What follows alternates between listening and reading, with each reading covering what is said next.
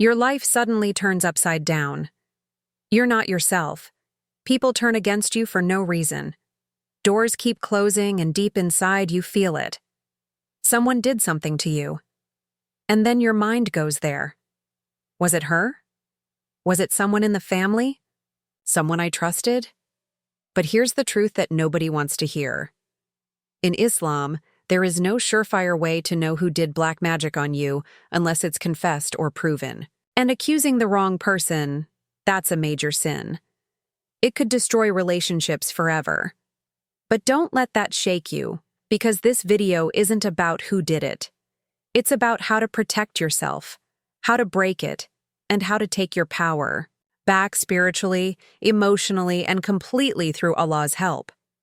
If you've been feeling lost, blocked, or silently suffering from something no one can see, this might be the moment everything starts to change.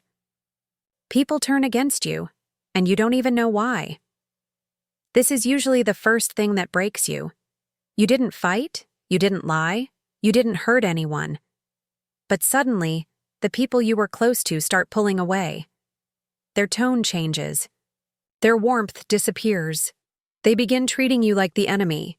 Sometimes it starts small, short replies, awkward glances, strange coldness, and then it turns into something deeper: accusations, blame, backbiting, even complete silence.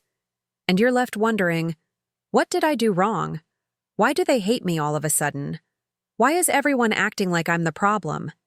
You start replaying every conversation, doubting every move. You overthink everything, and slowly you begin to lose yourself.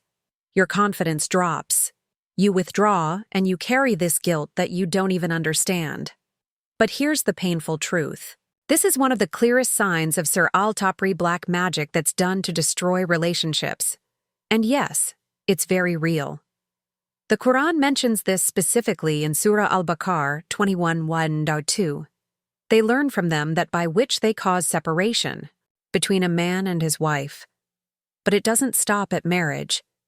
It can poison your relationship with your mother, your siblings, your closest friends, even your children. That's why it feels so confusing, because deep down, you know nothing happened. You know they loved you. You know you were close. And now they can't even look you in the eye. This is how Sihr works. It doesn't just attack your life. It attacks the people around you. It isolates you. It breaks your support system. And it leaves you wondering if you're crazy when in reality you're under attack. But here's what you need to know. The goal of Sihr is separation. But the goal of Allah is connection. And what Allah joins, no magic can break. Without His permission, you start acting in ways that don't even feel like you. At first, you don't notice it. You're snapping at people, getting angry over things that never used to bother you. You feel more impatient, more negative, more disconnected. And in the moment, it feels justified. You're snapping, withdrawing, shutting people out. And it makes sense at the time, but then later, you sit with the guilt. Why did I react like that? Why did I speak to my mom like that? Why did I shut everyone out again? That's when the voices start echoing what you're too scared to admit. Your mother looks at you with that worried softness and says, "You've changed." Your brother, blank eyes, distant tone. "You've been acting cold." Your friend texts you, "I don't know what's going on with you anymore, but you feel fine." You don't feel like you've changed. You still pray. You still show up to work. You still function. But everyone around you sees what you can't. There's a weight in your presence. Something is off. And it's not just stress. This is how Sihr works. Not through a loud, obvious collapse, but through a slow, silent, emotional hijacking. It twists your reactions. It clouds your thoughts. It chips away at your personality. And little by little, you become someone you don't recognize anymore. The scariest part, you feel normal. But everyone else, they feel like they've lost you. It's like your heart is being pulled in one direction and your soul in another. You're stuck in the middle trying to explain something that you don't even understand yourself. This is why Ruqyah isn't just for people who see shadows or hear whispers in the dark. Sometimes it's for you. When the signs aren't supernatural, but emotional, mental, spiritual, they show up in your attitude, in your relationships, in the way you look at yourself in the mirror. Everything you try fails with no clear reason. You work hard, you plan. You ask for advice. You even make dua with a sincere, shaking heart. But just when things are about to fall into place, they collapse.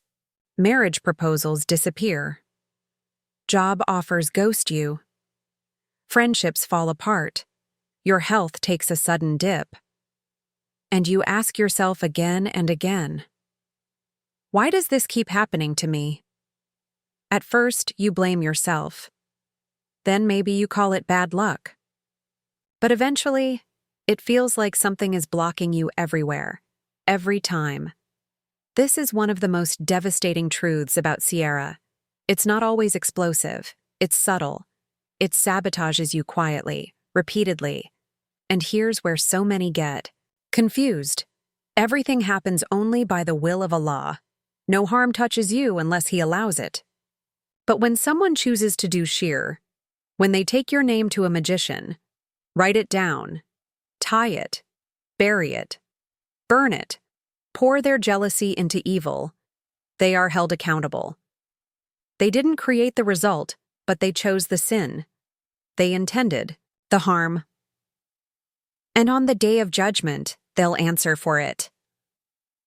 Allah says in the Quran, Surah Al-Baqarah 21:102, but they do not harm anyone through it except by permission of Allah. So if this is happening to you, if your efforts keep collapsing, if your doors keep closing and nothing seems to move forward, don't believe you're cursed. Don't believe Allah has abandoned you. And definitely don't believe the magician is more powerful than the most merciful. Because maybe, just maybe, this is your test. And in Islam, patience doesn't mean sitting and waiting in misery. It means trusting Allah through the storm. Even when nothing makes sense, you keep going. It means crying in sujood even when the tears don't come easily. It means wiping your face with trembling hands and trying again. Because your story, it's not in the hands of magic. It's not written by envy or sealed by a spell. It's in the hands of the one who never lets a sincere heart fall. No matter how many times it's been broken, you feel emotionally numb, but you can't explain it. And that's the scariest part. Not the pain, but the absence of feeling. You wake up. You go through your day. You smile when you have to. You say, I'm good, when people ask, but inside there's nothing. No joy, no sadness, no motivation, no spark. Your soul feels blank. You don't cry in your du'as anymore. You don't feel anything during prayer. You hear others talk about peace, about contentment, about blessings, and you nod. But inside a quiet whisper says, I don't even remember what that feels like anymore. This is how Sihr works sometimes. Not with screaming or shadows, but with a spiritual suffocation.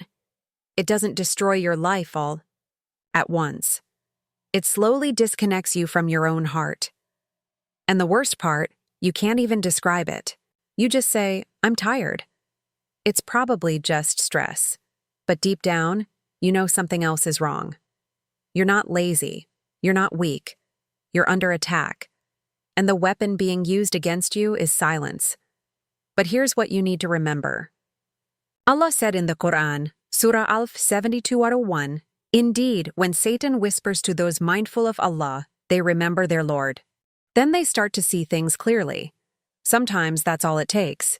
One moment of clarity, one spark of remembrance, one whispered Ya Allah from the depths of your chest to realize I'm not broken.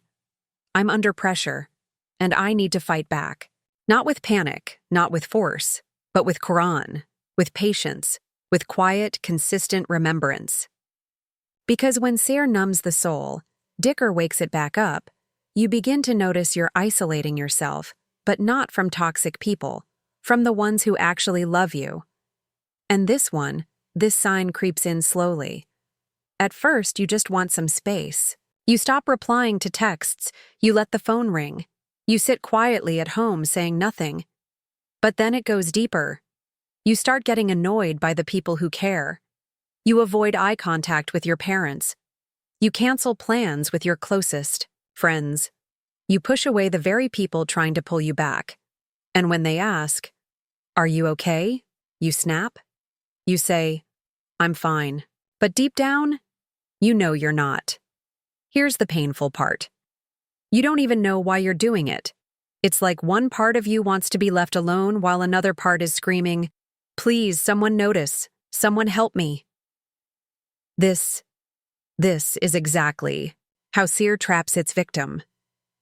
It makes you disconnect from your circle of protection, from the people who love you, the ones who remind you of Allah, the ones who would notice that something's not right. Because the more distance you create, the easier it becomes for Shaytan to whisper, to isolate, to plant thoughts, to sink you deeper into the silence. And the more time you spend alone with those thoughts, the more lost you begin to feel. But here's the truth. You're not crazy. You're not toxic. You're not broken. You're under attack. And that attack is trying to sever every connection that keeps you strong. And the first step to healing is knowing this one powerful truth. You can't do this alone. The Prophet said, "Shaytan is a wolf to man just like a wolf is to sheep. He takes the one who strays away from the flock." You don't need a crowd, but you do need someone. Someone who reminds you of Dhikr. Someone who will sit with you in silence. Someone who says, "Let's pray together." Because isolation is where Sihr tries to win. But connection, that's where Allah sends His help. My dear brothers and sisters, if even one part of this hit you deep in your chest, please know you're not weak. You're not alone. You're just someone who's been struggling, quietly. And maybe today was the day Allah wanted you to finally understand what's been happening behind the scenes. But don't make the mistake so many do. Don't get consumed by finding who did it, because that's a trap.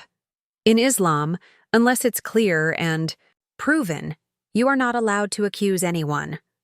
Guessing wrong can destroy relationships. It can stain your tongue with a sin you can't take back. Instead of asking who, focus on how to protect yourself, because the power isn't in knowing who. The power is in turning back to the one who already knows everything. So, what can you do? Start small. Start now. Recite Surah Al-Baqarah in your home or play it out loud from your phone or speaker. The Prophet said, "Satan does not enter a house in which Surah Al-Baqarah is recited. Even if you can't read the whole thing, play it. Let it echo through your walls. Let the words of Allah push the darkness out. Recite the last 3 surahs, Alas, Alalak, and Anas, morning, evening, and before sleeping. These are your shield. Pray your 5 daily prayers on time every single day. And most importantly, don't give up. Even if the heaviness doesn't lift, overnight, even if the numbness lingers, even if your heart still feels far, keep going. Keep praying. Keep asking. Because no share, no magician, no darkness is stronger than one sincere tear in sujood. If this message touched your heart, I want you to comment below with this simple dua. Ya Allah, protect me from every unseen harm and surround my life with your light. It's short, but your comment might be the dua that reminds someone else to reconnect. And if you haven't already, click that like, hit subscribe. Because this isn't just a channel. This is a space for healing, for seeking, for coming back to Allah together. May Allah protect you, purify you, and replace every pain you felt with something better.